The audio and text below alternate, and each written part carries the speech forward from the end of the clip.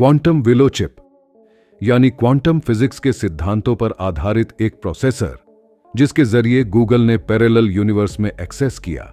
हाल ही में गूगल ने एक ऐसा चिप बनाया जिसके जरिए वह क्वांटम सुप्रीमेसी हासिल करना चाहते थे, लेकिन इसी बीच गूगल को कुछ ऐसा हाथ लग गया जिसके बारे में साइंटिस्ट ने कल्पना भी नहीं की थी, यानी अचानक से पैरेलल यूनिवर्स में एक्सेस।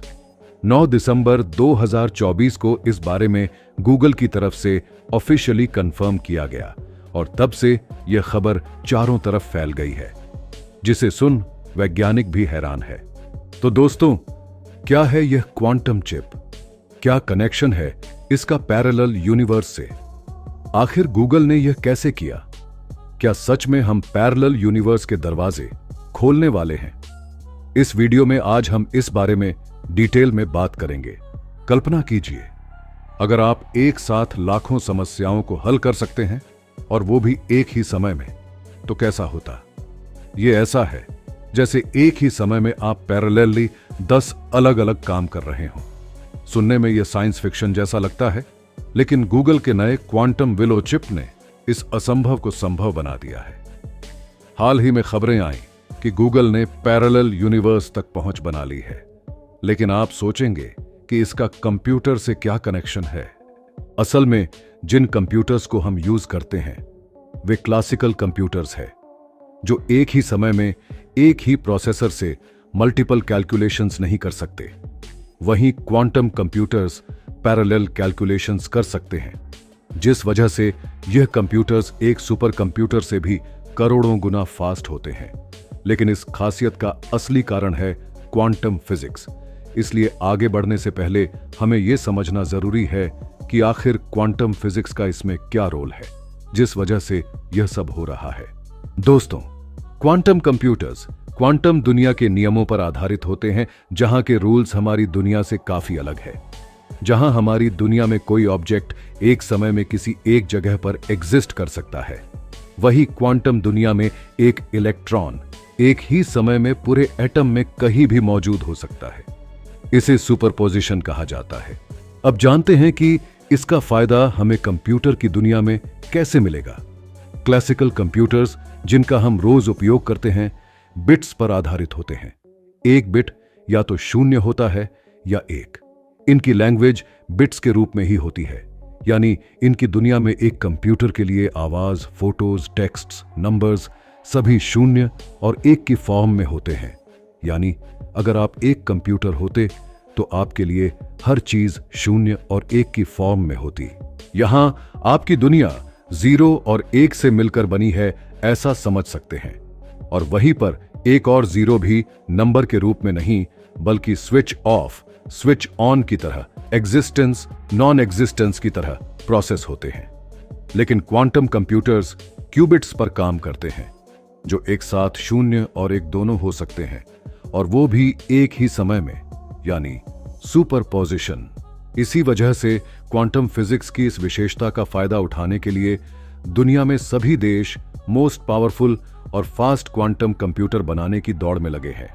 और इसी बीच गूगल ने इस डायरेक्शन में क्वांटम विलो चिप को बनाया, जहां वे इसमें क्वांटम सुप्रीमेसी हासिल करना चाहते थे। लेकिन आश्चर्य की बात तो यह है कि अचानक ऐसा क्या हुआ कि गूगल इस चिप की मदद से पैरेलल यूनिवर्स में एंटर करने की बात कर रहा है। इसे जानने के लिए पहले हमें यह जानना पड़ेगा कि आखिर पैरेलल यूनिवर्स का क्वांटम फिजिक्स से क्या कनेक्शन है, जिसके बिना आप इसे समझ नहीं पाओगे। तो दोस्तों, क्वांटम दुनिया को लेकर साइंटिस्ट्स ने अब तक कई ऐसे बड़े बड़े प्रयोग किए हैं जहां उन्हें कई अजीब चीजें मिली जिनकी एक्सप्लेनेशन उनके पास नहीं थी, जैसे कि डबल स्लिट एक्सपेरिमेंट, जहां पर इलेक्ट्रॉन को ऑब्जर्व करने पर वह पार्टिकल फॉर्म में डिटेक्ट होता है और जब इसे ऑब्जर्व नहीं किया जाता तो यह वेव फॉर्म में डिटेक्ट होता है। इस एक्सपेरिमेंट से वैज्ञानिक हैरान थे कि आखिर एक इलेक्ट्रॉन को जब हम ऑब्जर्व नहीं करते तब वह अलग अवस्था में होता है। जैसे ही हम ऑब्जर्व करते हैं वह अपने रूप को बदल क्यों लेता है? इलेक्ट्रॉन के इस डबल स्टैंडर्ड को समझाना इतना आसान नहीं था। इसे समझाने के लिए साइंटिस्ट ने कई इंटरप्रिटेशंस दिए, जिसमें एक इंटरप्रिटेशन पैरेलल यूनिवर्स की बात करता है, जिसे मेनी वर्ल्ड इंटरप्रिटेशन कहा जाता है। यानी कि जिस जगह आप हो उसी जगह कई और भी यूनिवर्स एग्जिस्ट करते हैं। अब इसके अनुसार जिस इलेक्ट्रॉन को हम ऑब्जर्व कर रहे हैं वह हमें भले ही पार्टिकल के रूप में डिटेक्ट हो रहा हो, लेकिन वह किसी दूसरे यूनिवर्स में वेव के रूप मौजूद है। जैसे एक सिक्का उछलने पर हेड और टेल में से कोई एक आएगा, लेकिन यह दोनों पॉसिबिलिटी अलग अलग यूनिवर्स में एग्जिस्ट करेगी। अब गूगल ने बताया कि उन्होंने इस क्वांटम चिप के जरिए अपने क्वांटम कंप्यूटर को एक ऐसी मैथमेटिकल प्रॉब्लम सॉल्व करने के लिए दी जिसे आम कंप्यूटर्स अगर सॉल्व करने लगें तो उन्हें 10 सेप्टिलियन साल लग जाएंगे। मतलब एक के आगे 25 शून्य लगा दें, उतने साल, जो कि हमारे यूनिवर्स के लाइफ टाइम से भी ज्यादा लंबा समय काल है। ऐसे में जब इसी प्रॉब्लम को क्वांटम कंप्यूटर के जरिए सॉल्व किया गया तो यह इतना ज्यादा फास्ट था कि इसने इस कैलकुलेशन को मात्र 5 मिनट में सॉल्व कर दिया, जहां सुपर कंप्यूटर को भी कई करोड़ साल लग जाएंगे। अब इसे एक्सप्लेन करते हुए गूगल के एआई टीम लीडर हार्टमुट नेवन ने कहा कि यह तो तभी हो सकता है जब यह क्वांटम चिप इस कैलकुलेशन को कई पैरेलल यूनिवर्स में एक्सेस करते हुए सॉल्व करे। यानी एक ही समय में इतनी बड़ी कैलकुलेशन के लिए इसका पैरेलल यूनिवर्स में एक्सेस होना जरूरी है।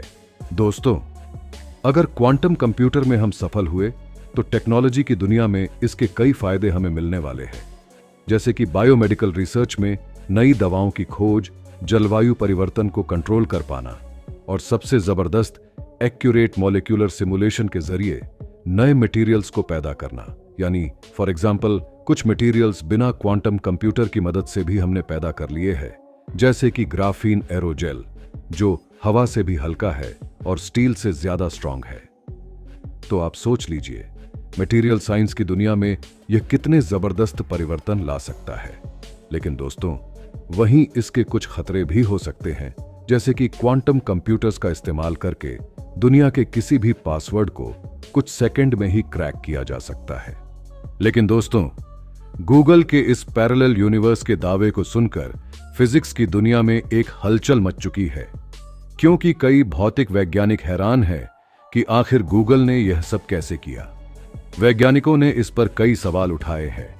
इस एक्सपेरिमेंट को लेकर एक भौतिक वैज्ञानिक सबीन हॉसेनफेल्डर का कहना था कि गूगल का यह दावा क्वांटम फिजिक्स के मूलभूत सिद्धांत के अनुसार बिल्कुल भी सही नहीं है, क्योंकि असल में इलेक्ट्रॉन के विचित्र स्वभाव को एक्सप्लेन करने के लिए वैज्ञानिकों ने और भी इंटरप्रिटेशंस दिए हैं, जैसे कि कोपेनहेगन इंटरप्रिटेशन, जहां पैरेलल यूनिवर्स जैसी कोई बात नहीं की गई है।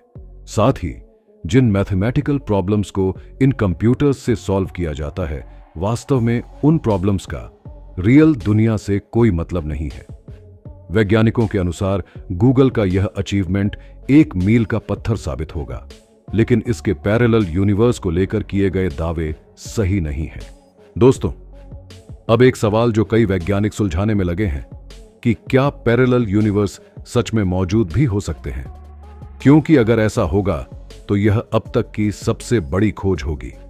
पैरेलल यूनिवर्सेस का विचार जितना रोमांचक है उतना ही रहस्यमय भी है। हालांकि क्वांटम मैकेनिक्स की कुछ घटनाएं इसकी संभावना की ओर इशारा करती है, लेकिन वास्तव में इसके पक्ष में कोई ठोस सबूत नहीं है और बिना सबूत के यह मात्र एक काल्पनिक विचार है। हो सकता है भविष्य में हमें पैरेलल यूनिवर्स के सबूत भी मिल जाए, क्योंकि नेचर कभी भी हमें आश्चर्यचकित करने से पीछे नहीं हटती। तो दोस्तों, पैरेलल यूनिवर्स को लेकर आप पर्सनली क्या सोचते हैं? क्या यह सच में संभव है? क्या विज्ञान कभी इसे ढूंढ पाएगा? कमेंट में हमें जरूर बताएं। मैं मिलता हूं आपसे किसी अगले वीडियो में। तब तक के लिए ब्रह्मांड में घूमते रहें।